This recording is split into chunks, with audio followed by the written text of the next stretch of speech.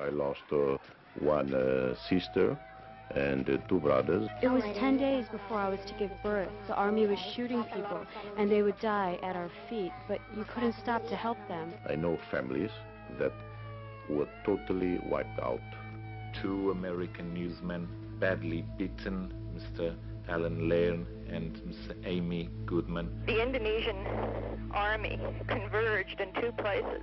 Hundreds and hundreds of troops coming straight at the Timorese. When they came,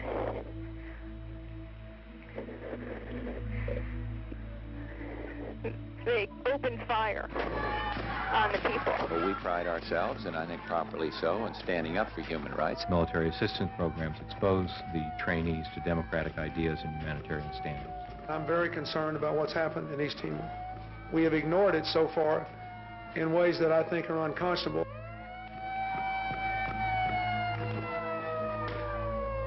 Massacre, the story of East Timor. I'm Amy Goodman.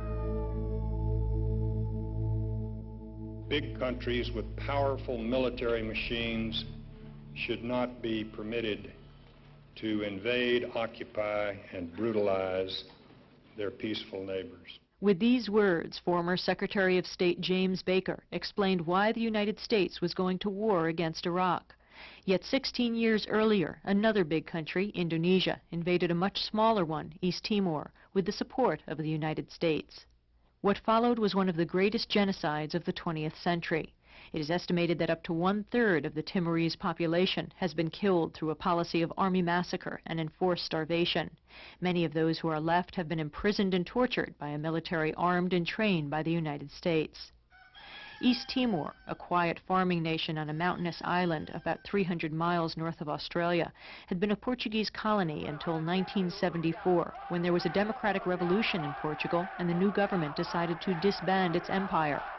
Neighboring Indonesia, a military dictatorship more than 200 times East Timor's size, began attacking Timor in an effort to prevent the island nation from completing its move toward independence. On December 7, 1975, Indonesia launched a full invasion. Timorese shortwave radio, monitored by reporters in Australia, was heard putting out desperate calls for help. A lot of people are being killed, I repeat, indiscriminately.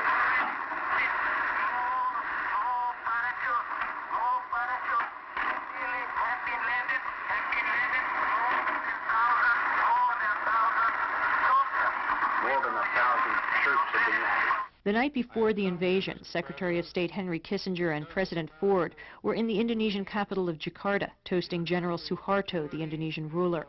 Our relationship involves a common concern for the right of every nation to pursue its destiny on its own independent and sovereign course. On behalf of Mrs. Ford and myself, I raise my glass and propose a toast.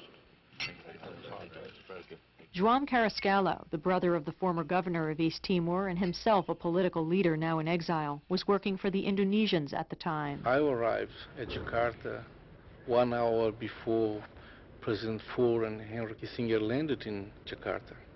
And on the same night, I was informed by Colonel Sugianto, who was a top officer in the Jakarta administration, that America had given the green light for Indonesia to invade Timor. The United States, Suharto's main backer, supplied 90% of Indonesia's arms. The story of East Timor is a story few know about, except those who have lived through it. 6 foreign journalists who were there as Indonesia attacked were executed by the Indonesian military. Australian TV correspondent Greg Shackleton sent this report the night before the frontier town where he was visiting was seized by the Indonesian troops. Why, they ask, are the Indonesians invading us?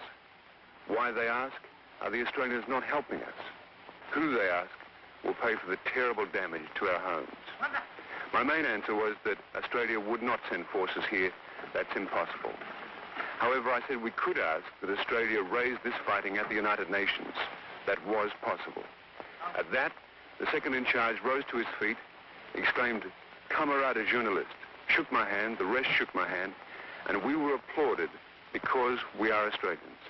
That's all they want, for the United Nations to care about what is happening here. The emotion here last night was so strong that we, all 3 of us, felt we should be able to reach out into the warm night air and touch it. Greg Shackleton at an unnamed village, which we'll remember forever, in Portuguese Timor. And it was to be a report Australians would remember. The following day, Indonesian troops moved in and executed Shackleton and his crew.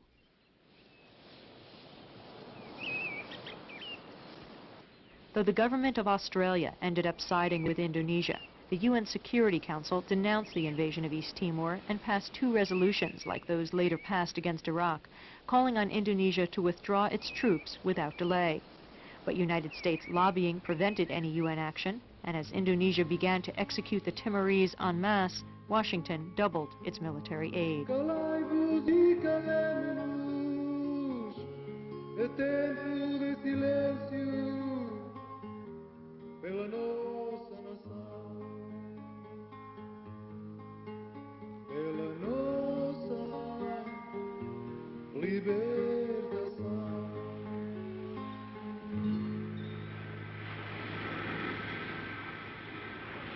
I first arrived in East Timor in the summer of 1990. Almost 16 years after the Indonesian army first came ashore, they were still occupying East Timor. I was there with journalist Allan Nairn, a correspondent for the New Yorker magazine. Dili, the capital city, was honeycombed with army bases and torture houses. There were soldiers on the street corners, secret police watching the market stalls and the public parks. Timorese could be hauled away to the torture houses if they were found speaking to foreign tourists or listening to foreign shortwave radio. There, people would be given electroshock, beaten with iron bars, and at night, soldiers wearing hoods would roam through the neighborhoods, terrorizing the Timorese.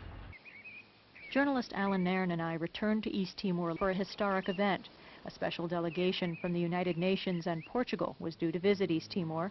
The Timorese hoped the visit would finally lead to UN action and enforcement of the Security Council resolutions calling on Indonesia to withdraw from East Timor.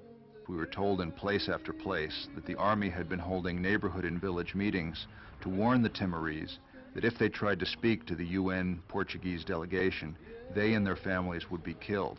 And Bishop Bello, the Bishop of East Timor, told us that the threat was, "We will kill your family to the 7th generation." But despite the threats and a dramatic increase in disappearances, torture, and deaths, Timorese had prepared to speak out. They had met in secret, making banners and petitions for the delegation. When the army tried to hunt them down, many had gone into hiding and sought refuge inside churches. But under pressure from the United States, the visit of the delegation had been called off.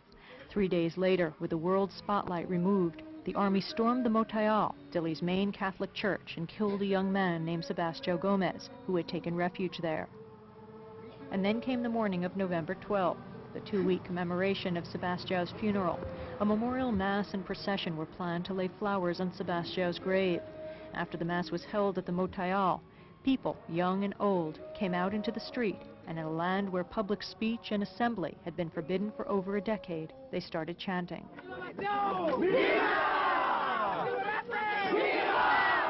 The Timorese then held up banners drawn on bedsheets. They had been prepared for the delegation that never came.